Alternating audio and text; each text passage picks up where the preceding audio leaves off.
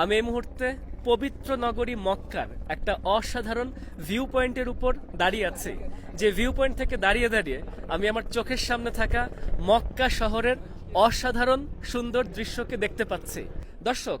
মক্কা শহর যে প্রচণ্ড ঐতিহাসিক একটা শহর, আজ থেকে প্রায় ৫,০০০ বছর আগে হজরত ইব্রাহিম আলাইসাল্লাম তিনি যখন সর্বপ্রথম এখানে মক্কা শহর প্রতিষ্ঠা করে চলে গেলেন, অর্থাৎ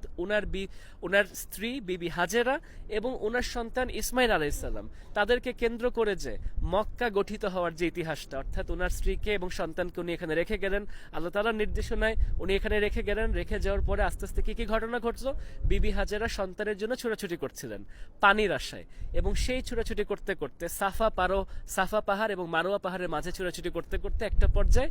জমজম কূপ থেকে পানি বেরিয়ে আসলো, অর্থাৎ মাটি ফেটে যে পানি বেরিয়ে আসলো এটাকে জমজম কূপে রূপান্তরিত করা হয়েছে। দর্শক, সেই